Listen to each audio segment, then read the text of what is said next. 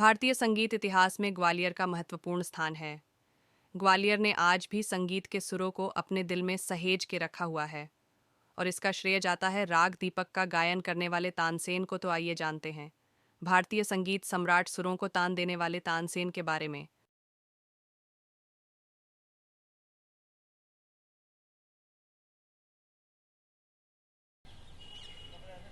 नमस्कार, मैं सामाजिक कमल और आप देख रहे हैं खबर डेली। हम हैं आज मोहम्मद गौस के मकबरे पर। ये ग्वालियर संगीत की नगरी, जिसे यूनेस्को ने सिटी ऑफ म्यूजिक का एक अवार्ड दिया है, एक नॉमिनेट किया है सिटी ऑफ म्यूजिक के लिए। सिटी ऑफ म्यूजिक जो ग्वालियर को मिला है, ये प्रतिष्ठापूर्ण शब्द, वह संगीत सम्राट तानसेन, जिनका नाम श्री राम तनु पांडे, जो कालांतर में तानसेन के नाम से विख्यात हुए, हमारे साथ हैं टूरिज्म के ग्वालियर के ब्रांड एम्बेसडर पुनीत द्विवेदी जी। हम उनसे जानेंगे और समझेंगे कि ये तानसेन की समाधि, तानसेन का, उनके गुरु मोहम्मद गौस का मकबरा, इसकी क्या ऐतिहासिक और पौराणिक और पुरातात्विक महत्व है। पुनीत जी, आपका खबर डेली पे स्वागत है। नमस्कार। नमस्कार आप सभी को, और खबर डेली को भी बहुत बार नमस्कार। ग्वालियर संगीत की नगरी कहलाती थी, लेकिन अब आधिकारिक रूप से यूनेस्को ने उसको संगीत की सिटी ऑफ म्यूजिक का अवार्ड दिया है। ग्वालियर, ये जहाँ हम खड़े हैं, संगीत सम्राट तानसेन के गुरु के मकबरे पे, मोहम्मद गौस के मकबरे पे, इनके बारे में थोड़ा सा हमारे दर्शकों को बताइए आप। सही कहा आपने। ग्वालियर म्यूज़िक सिटी बहुत पुरानी है, मैं आपको बताऊं। और ग्वालियर घराना संगीत का एक बहुत बड़ा घराना रहा। और स्पेशली जब तानसेन यहाँ से हुए, तो तानसेन अपने आप में बहुत बड़े विशेषज्ञ माने गए संगीत के क्षेत्र में। तो अभी आपने मोहम्मद गौस के बारे में पूछा। मोहम्मद गौस अकबर और तानसेन दोनों की धार्मिक गुरु थे। तो तानसेन का जो जन्म है, तानसेन की जन्म स्थली भी ग्वालियर के पास लगभग 44 किलोमीटर दूर यहाँ से एक बेहट गांव है, जहाँ उनका जन्म हुआ था। एक शुद्ध ब्राह्मण, कानगुब्ज ब्राह्मण परिवार से थे। आप पांडे परिवार को बिलोंग करते थे। इनके फादर मकरंदेव पांडे थे, जिनके घर में इनका जन्म हुआ था। बचपन से इनका नाम तन्नू था, फिर बाद में ताना, फिर बाद में जाके बड़ी बड़ी तान खींचने लगे तो तानसेन कहलाए। बाकी ये मोहम्मद गौस का जो मकबरा और तानसेन का मकबरा, ये दोनों ही बड़े मकबरे अकबर ने अपने पीरियड में 16वीं सेंचुरी में बनवाए थे। और पुरातत्व के महत्व से ये बहुत इम्पोर्टेंट थे दोनों लोग। तो इसको बाद में ASI archaeological survey of India ने अपने अंडर में ले लिया। तो ये वैसे आप देखेंगे यहाँ बहुत सारी मज़ार आपको दिखाई पड़ती हैं, बहुत सारी कब्रगाह दिखाई पड़ती हैं। तो मेरे हिसाब से ये उस ज़माने का कब्रिस्तान रहा होगा। तानसेन बहुत बड़े विशेषज्ञ माने गए संगीत के दृष्टि से। तानसेन अकबर के नवरत्नों में से एक थे। तानसेन शुरुआत में सबसे पहले बुंदेला डायनेस्टी, रीवा राजघराने में, जो यहाँ राम सिंह देव बुंदेला हुए, राम सिंह देव बुंदेला के यहाँ पर बजाया करते थे। तो बीरबल ने एक बार पूछा कि जहाँ पना आप संगीत, क्योंकि अकबर ही एक ऐसा मुगल एम्परर थे जो संगीत को ज़्यादा सुना करते थे, संगीत में ज़्यादा इंटरेस्ट था उनका। तो उन्होंने कहा, अरे आपको संगीत, दिन भर संगीत सुनते रहते हो, आपको संगीत ही सुनना है या गायन सुनना है तो आप तानसेन का सुनिए। तो वो कहते तानसेन कहाँ मिलेगा? तो तानसेन बोले, तानसेन रीवा राजघराना में मिलेगा। तो एक बार अपने लाव लश्कर को लेकर वो रीवा राजघराना में जाते हैं।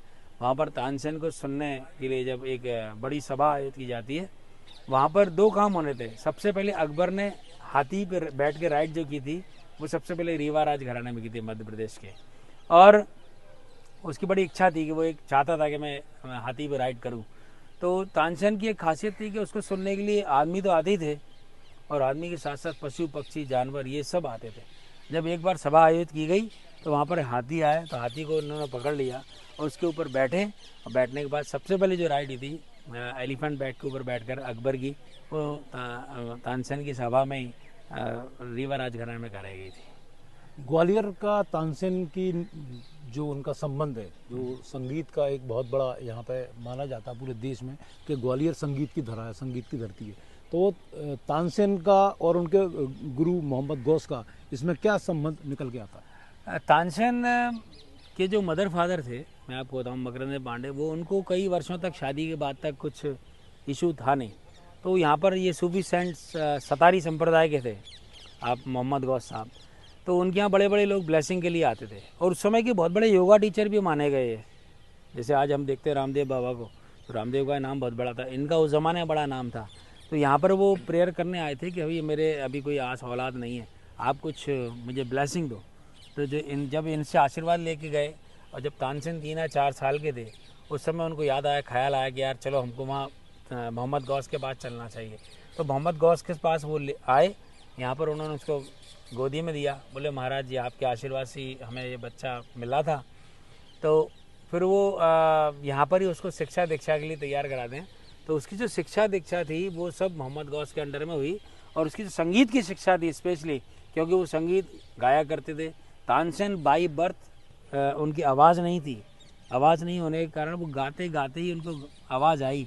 अगर आप जन्मस्थली पे चल के देखेंगे तो वहाँ पर एक बहुत सुंदर शिव जी का मंदिर है, वहाँ पर संगीत के सुनते सुनते भगवान भी मस्त हो गए थे। वो मंदिर भी थोड़ा टेढ़ा है, तो आज भी अगर जाएंगे आप तो उस मंदिर को उसी स्थिति में पाएंगे जैसा पहले था। और तानसेन यहाँ पर उनकी जो शिक्षा थी संगीत की जुड़ी शिक्षा, वो उनके गुरु थे हरिदास, जो उनको मथुरा में संगीत सिखाते थे, और कई बार मथुरा से यहाँ पर भी संगीत सिखाने आया करते थे। फिर ज़्यादा गाए तो वो अकबर के नवरत्नों में से एक कहलाए।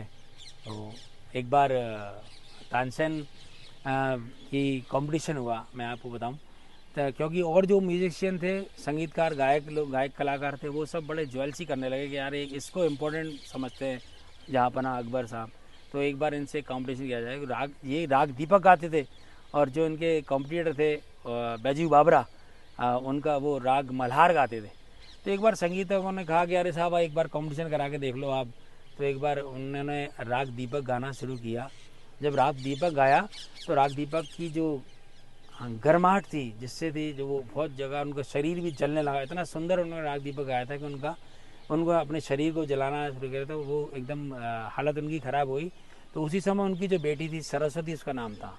तानसेन के 4 बेटे और 1 बेटी थी, इसमें शरद सेन, सूरज सेन और अपने